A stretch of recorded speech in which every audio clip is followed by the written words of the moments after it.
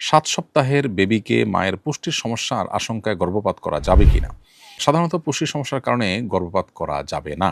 তবে যদি মায়ের জীবন ঝুঁকির মধ্যে পড়ে যায়, এরকম আশঙ্কা তৈরি হয় যে সন্তান যদি গর্ভপাত না করানো হয় তাহলে মায়ের জীবন হুমকির মধ্যে পড়তে পারে, তাহলে সেক্ষেত্রে অথবা বড় ধরনের কোনো স্বাস্থ্য ঝুঁকি যেমন অঙ্গহানি হয়ে যাওয়া বা প্যারালাইজড হয়ে যাওয়া বা বড় ধরনের কোনো ডিজাস্টার হয়ে যাওয়ার মতো পরিস্থিতি যদি তৈরি হয়, তাহলে সেক্ষেত্রে এটি করা যেতে পারে। আর না হলে এরকমটি করা যাবে না। হোটেল বুকিংয়ের ওয়েবসাইটে কাস্টমার প্রতিনিধি হিসাবে কাজ করি। অনেক অবিবাহিত জুটি হোটেল বুকিংয়ের জন্য পরামর্শ ও নির্দেশনা চায় এবং গোপনীয়তা ও নিরাপত্তার কথা স্পষ্ট করে বলে। প্রতিষ্ঠানের দায়িত্ব হিসেবে আমাকে তা করতে হয়। আমার এই কাজ ও উপার্জন কি বৈধ? প্রিয় দর্শক, প্রথম কথা হলো যে হোটেল বুকিংয়ে কাস্টমার কেয়ার প্রতিনিধি হিসাবে কাজ করা মৌলিকভাবে জায়েজ, কিন্তু আপনার এই দায়িত্ব পালন করতে গিয়ে যদি কোনো অবৈধ, কোনো নাজায়েজ, কোনো হারাম কাজে আপনাকে অংশগ্রহণ কিংবা প্রত্যক্ষভাবে বা কোনোভাবে আপনাকে যদি মদদে জড়াতে হয়, তাহলে সেটা আপনার জন্য জায়েজ হবে না।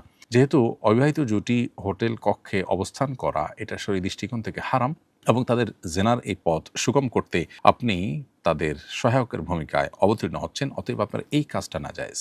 আপনি ওই জবে যদি এই কাজগুলো বাদ দিয়ে করার সুযোগ থাকে, এগুলো ইগনোর করার সুযোগ থাকে, তাহলে আপনার জন্য সেই জব জায়েজ হবে। আর যদি সেটা না থাকে, তাহলে আপনার জন্য ভিন্ন কোনো জব খুঁজতে হবে এবং এই জবে থেকে আপনি যদি উপার্জন করেন, তাহলে সেক্ষেত্রে অবশ্যই আপনার উপার্জনের মধ্যে হারাম অনুপ্রবেশ ঘটলো এবং এই উপার্জনের অংশটুকু হারাম হবে এবং এর জন্য আল্লাহর কাছে জবাবদিহিতার দায় আপনার উপরে কিন্তু বর্তাবে। আল্লাহ বলেছেন, তাআওয়ানু আলাল বিররি ওয়াত তাকওয়া ওয়ালা তাআওয়ানু আলাল ইসমি ওয়াল উদওয়ান। তোমরা মন্দ কাজে একে অন্যের সহযোগিতা করো না।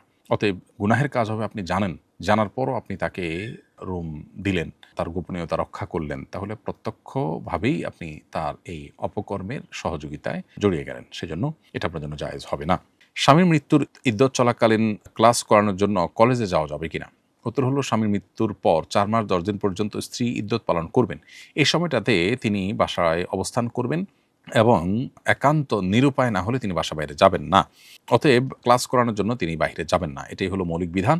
তবে যদি নিরুপায় হয় যে তিনি না গেলে নয়, তার কোনো বিকল্প উপায় নাই, তাহলে সেক্ষেত্রে চাকরি রক্ষা করে তাকে চলতে হয়, এরকম যদি হয়, তাহলে সেক্ষেত্রে যতটুকু না হলে না ততটুকুর জন্য তিনি বাইরে যেতে পারেন। এটা নিরুপায় হলে তখন। ইদ্যত চলাকালে রোগী দেখার জন্য কয়েক দিনের জন্য যেতে পারবেন। রোগী দেখতে যাওয়া এটা এমন কোনো প্রয়োজন না যে প্রয়োজনটা কারণে ইদ্যতের সময় আপনি বাসা বাড়ি থেকে বের হয়ে কোথাও যাবেন, সেটি করা জায়েজ নয়। অনিবার্য কোনো কারণ যদি হয় যার কারণে বের হতে হয়, ডাক্তার দেখাতে যেতে হয়েছে, অসুস্থ হয়ে গেছেন, এছাড়া উপায় নাই, তাহলে সেক্ষেত্রে সেটা আপনার জন্য জায়েজ হতে পারে। অতএব রোগী দেখার জন্য আপনি বাইরে যাবেন না, প্রয়োজনে ফোনে বা অন্য কোনোভাবে খোঁজখবর নেবেন। আমি একজন শ্রমিক, রমজানের প্রথম 10 দিন অত্যধিক কাজের চাপের কারণে রোজা রাখতে পারিনি। এখন আমার করণীয় কি? কাজা কাফারা উভয়টি করতে হবে কি না? উত্তর হলো যে আপনি অত্যধিক কাজের কারণে যে রোজা রাখতে পারেননি, এর জন্য আল্লাহর কাছে তওবা এবং ইস্তিগফার করতে হবে। সেই সাথে এর জন্য আপনাকে একটি কাজা রোজা রাখতে হবে, আপনার কাফারা আদায় করতে হবে না। অর্থাৎ একটি রোজা ভেঙেছেন বা একটা রোজা রাখেননি আপনি, যে রোজাটা রাখা হয়নি সেটার জন্য আরেকটি রোজা আপনি রেখে দিবেন। এটা করলে ইনশাআল্লাহ আপনার দায়মুক্ত হবে এবং সেই সাথে আপনাকে তওবায়ে নাসুহা করতে হবে আল্লাহর কাছে। আমাদের সমাজে মানুষ মৃত্যুর আগে খতমে তাহলিল ৭০,০০০ বার কালিমা তৈয়্যিবা পড়ে রাখে এবং বলে এটা আমার মৃত্যুর পর কাজে আসবে। আবার অনেকে টাকার বিনিময়ে অন্য লোক দ্বারা পড়ায়, এতে নাকি সে জাহান্নাম থেকে মুক্তি পাবে। জানার বিষয় হলো এই আমলটি কতটুকু সহিহ এবং এ বিষয়ে কোরআন হাদিসে কি আছে?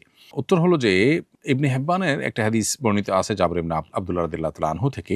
সে হাদিসে তিনি বলেছেন যে নবী করিম সাল্লাল্লাহু আলাইহি ওয়াসাল্লাম তাকে বলেছেন, নাদি ফিন নাসি মান ক্বালা লা ইলাহা ইল্লাল্লাহ দাখালাল জান্নাহ। যে ব্যক্তি লা ইলাহা ইল্লাল্লাহ বলবে সে জান্নাতে প্রবেশ করবে, এটা বলো। এর মানে লা ইলাহা ইল্লাল্লাহ যে বলবে, এই বিশ্বাস যে ধারণ করবে সে জান্নাতি হবে।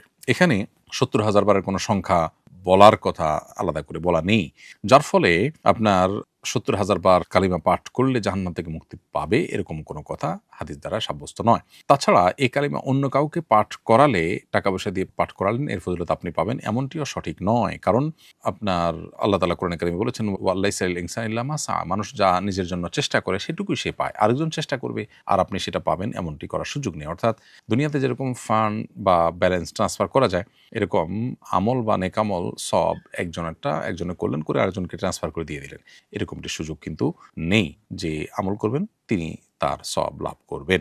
জামাতা কি সৎ শাশুড়ির সাথে দেখা সাক্ষাৎ করতে পারবে?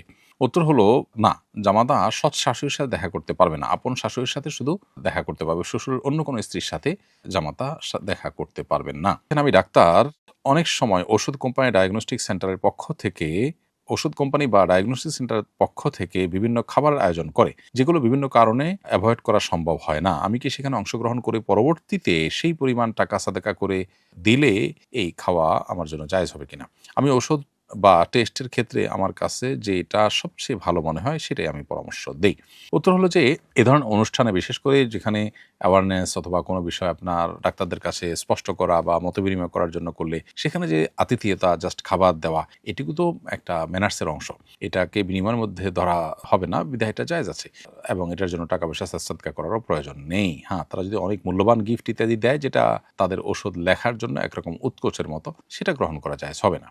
তালাকে বায়েন হয়েছে, নতুন করে বিবাহ বন্ধনে আবদ্ধ হতে হলে সাক্ষী হিসাবে শুধু শ্বশুরবাড়ির লোকজন থাকলেই হবে, নাকি আমার বাবার বাড়ির লোকজনও লাগবে?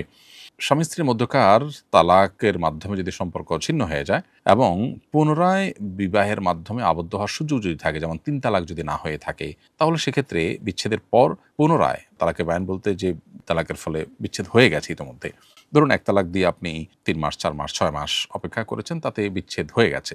এছাড়া আরও বিভিন্ন পদ্ধতিতে যে বিচ্ছেদ চূড়ান্ত হয়ে যেতে পারে। বিচ্ছেদ চূড়ান্ত হওয়ার পর যদি পুনরায় তারা বিবাহ বন্ধনে আবদ্ধ করতে চান, ৩ তালাক যদি না হয়ে থাকে, তাহলে সেটা করার সুযোগ তো আছে। এখন এই বিয়েতে মূলত একজন পুরুষ এবং ২ জন মহিলা কিংবা ২ জন পুরুষ, হয় ২ জন পুরুষ আর না হলে একজন পুরুষ ২ জন মহিলা সাক্ষী হিসাবে থাকতে হবে।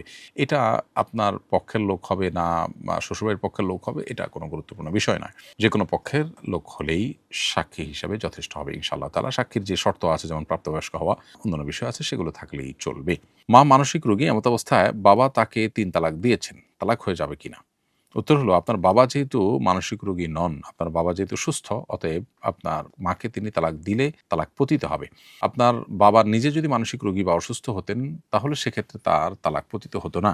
কিন্তু তিনি যেহেতু নিজে সুস্থ মানুষ, অতএব আপনার মা মানসিক রোগী হলেও তালাক কিন্তু ঠিকই পতিত হবে। স্বামীর সাথে ১ বছর কোনো যোগাযোগ নাই, তাদের দুজনের মধ্যে কোনো ধরনের সম্পর্ক নাই। এখন স্ত্রী যদি আবার বিয়ে করতে চায়, তাহলে স্বামীকে ডিভোর্স দেওয়ার পর স্ত্রীর কি ইদ্যত পালন করতে হবে? উত্তর হলো হ্যাঁ, অবশ্যই ইদ্যত পালন করতে হবে। স্বামীর সাথে স্ত্রীর যোগাযোগ নেই ১ বছর, ২ বছর বা আরও বেশি সময় ধরে এবং কোনো ধরনের সম্পর্ক নাই বাহ্যিকভাবে, এই বিষয়টি আসলে তাদের মধ্যে বিচ্ছেদ ঘটায় না।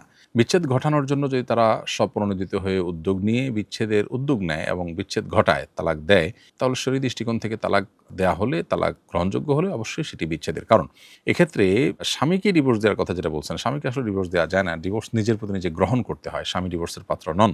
এখানে একটা সূক্ষ্ম পার্থক্য আছে। স্ত্রী যদি এই বিষয়টি বিবেচনা করে তার যদি অর্পিত তালাকের পাওয়ার দেয়া থাকে, তার ভিত্তিতে তিনি নিজের প্রতি নিজে তালাক গ্রহণ করে থাকেন, যে শর্তগুলোর ভিত্তিতে সে তালাকের পাওয়ার দেওয়া হয়েছে, সেই শর্ত যদি পাওয়া যায়, তাহলে সেক্ষেত্রে তালাক হয়ে গেছে ধর্তব্য হবে।